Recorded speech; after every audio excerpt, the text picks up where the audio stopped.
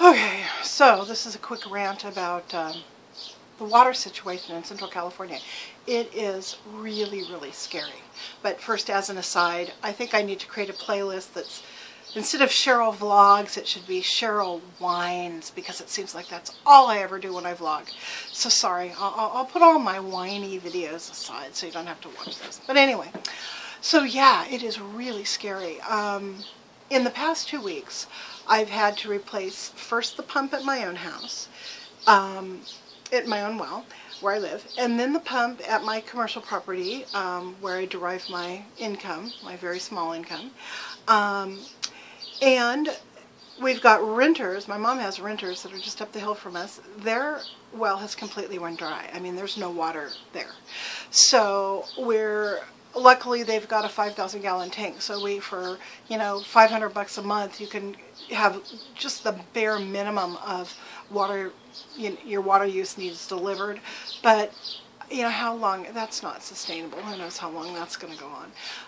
They've got stock, so that doesn't, that $500 a month doesn't include keeping their animals watered. They've got a lot of goats and things like that. So, and they've got a garden. Well, that obviously is going to have to die now.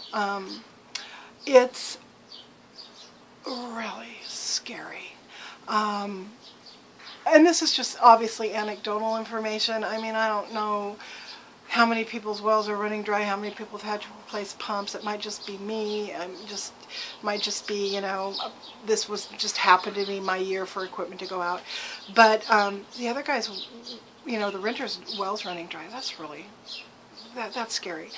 When they replaced my pump, they're doing the other one now, so I don't know what the water level is. But when they replaced my pump last week, they said that I had water in my pipes at 200 feet.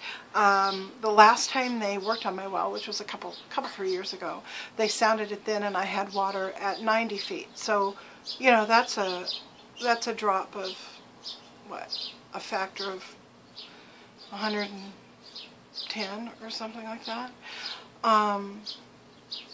And it's only going to get worse because there's no water up there anyway to come down. I mean, the rest of the summer is going to get tighter and tighter and drier and drier.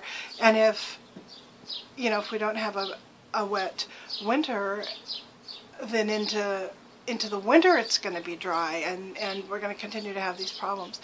We're losing native vegetation. We're losing trees. We've lost 3 really big bull pines. They're still standing, but they're dead as doornails and have to come down. Fires constantly. There was a fire yesterday just over the ridge from us. This wasn't huge. It was 45 acres, and they contained it, and I think it's pretty much out now. But it was burning right next to one of the propane supply companies. That's scary. Then last night, out of the blue, it came out of nowhere. We had this electrical storm. Lightning, sheet lightning, these monstrous bolts of lightning, you could see them just stab down into the ground.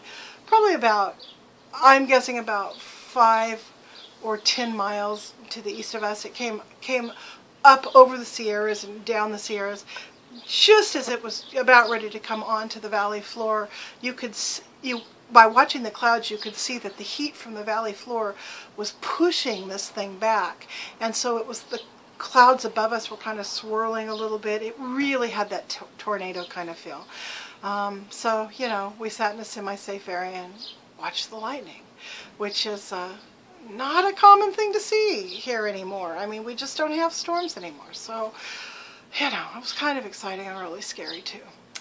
Yeah, I guess that's all I wanted to say. I just wanted to quickly give you a snapshot of what the anxiety that this drought is producing, just from one person's perspective, just me. So, I hope it is, wet and rainy and safe wherever you guys are. Have a great day. Bye.